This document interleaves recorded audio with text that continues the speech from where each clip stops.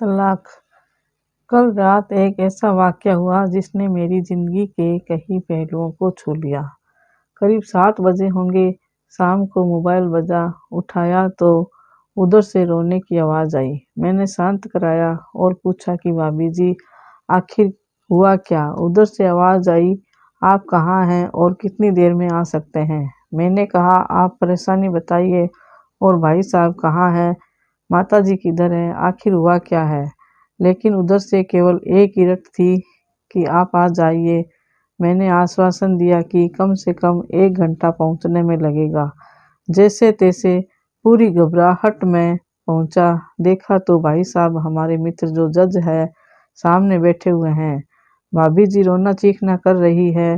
12 साल का बेटा भी परेशान है। 9 साल की बेटी भी कुछ नहीं कह पा रही है। मैंने भाई साहब से पूछा कि आखिर क्या बात है? भाई साहब कोई जवाब नहीं दे रहे थे। फिर भाभी जी ने कहा, ये देखिए तलाक के पेपर, ये कोर्ट से तैयार करा के लाए हैं, मुझे तलाक देना चाहते हैं।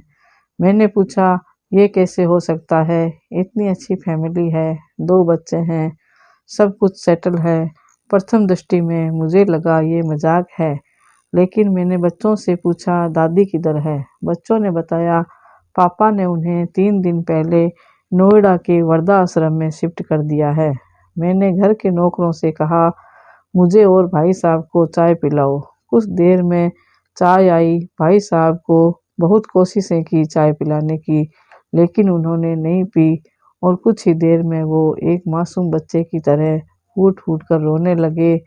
बोले, मैंने 3 दिन से कुछ भी नहीं खाया है।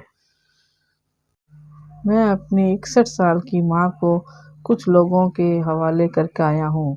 पिछले साल से मेरे घर में उनके लिए इतनी मुसीबतें हो गई कि पत्नी भाभी जी ने कसम खा ली कि मैं माँ जी का ध्यान नहीं रख सकती।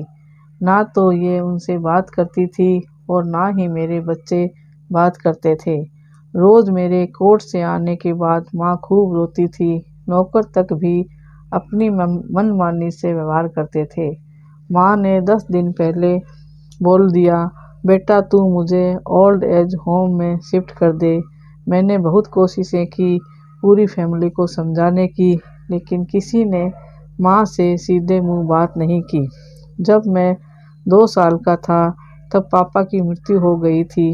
दूसरों के घरों में काम करके मुझे पढ़ाया, मुझे इस काबिल बनाया कि आज मैं जज हूँ। लोग बताते हैं माँ कभी दूसरों के घरों में काम करते वक्त भी मुझे अकेला नहीं छोड़ती थी।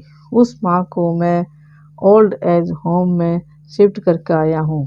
पिछले 3 दिनों से मैं अपनी माँ के एक एक दुख को याद करके तड़प रहा हूँ, जो उसने केवल मेरे लिए उठाए। मुझे आज भी याद है, मैं 10वीं की परीक्षा में अप ईयर होने वाला था। माँ मेरे साथ रात रात भर बैठी रहती। एक बार माँ को बहुत फीवर हुआ। मैं तभी स्कूल से आया था। उसका शरीर गर्म था, तप रहा था। मैंने कहा, माँ तुझे फीवर है? हंसते हुए बोली, अभी खाना बना रही थी इसलिए गर्म है। लोगों से उधार मांगकर मुझे दिल्ली विश्वविद्यालय से LLB तक पढ़ाया। मुझे ट्यूशन तक नहीं पढ़ाने देती थी कि कहीं मेरा टाइम खराब ना हो जाए। कहते कहते रोने लगे और बोले, जब ऐसी माँ के हम नहीं हो सके तो हम अपने बीवी और बच्चों के क्या होंगे?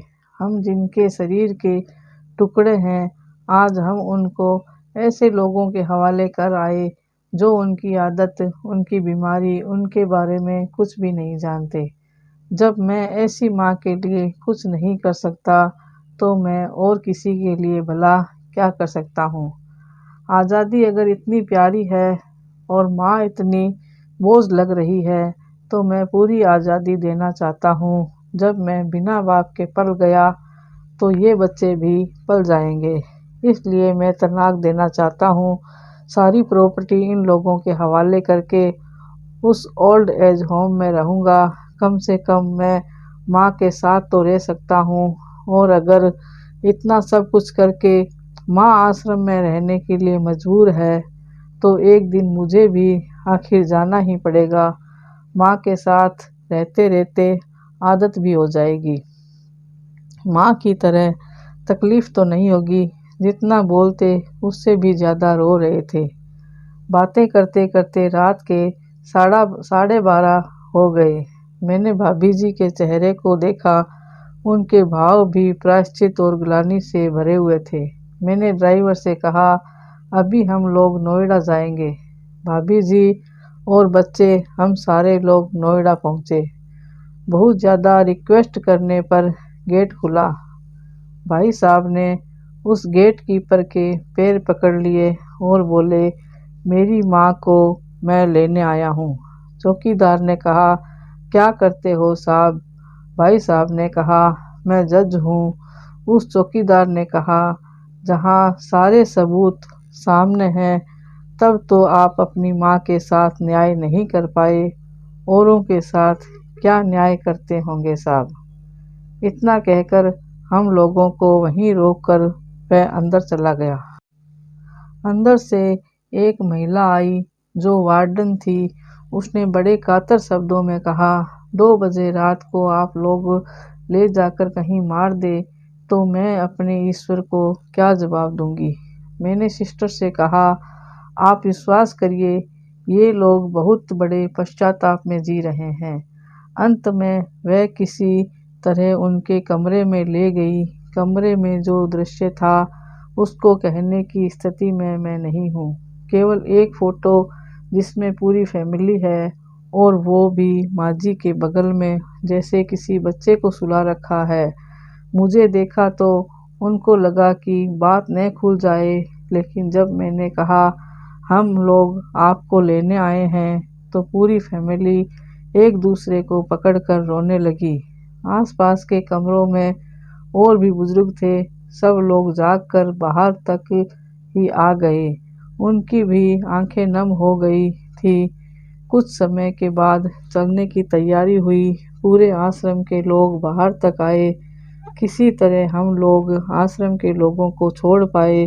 सब लोग इस आशा से देख रहे थे कि शायद उनको भी कोई लेने आए। रास्ते भर बच्चे और भाभी जी तो शांत रहे, लेकिन भाई साहब और माता जी एक दूसरे की भावनाओं को अपने पुराने रिश्ते पर बैठा रहे थे। घर आते आते करीब 3:45 हो गया। भाभी जी भी अपनी खुशी की चाबी कहाँ है ये समझ गई थी। मैं भी चल दिया, लेकिन रास्ते भर वो सारी बातें और दृश्य घूमते रहे। माँ केवल माँ है, उसको मरने से पहले ना मारे। माँ हमारी ताकत है, उसे बेसहारा न होने दे। अगर वह कमज़ोर हो गई तो हमारी संस्कृति की रीढ़ कमज़ोर हो जाएगी। बिना रीढ़ का समाज कैसा होता है, किसी से छुपा नहीं है। अगर आपकी परिचित परिवार में ऐसी कोई समस्या हो तो उसको ये ज़रूर सुनाए। बात को प्रभावी ढंग से समझाइए। कुछ भी करे, लेकिन हमारी जन्नी को बेसहारा बेघर न होने दे।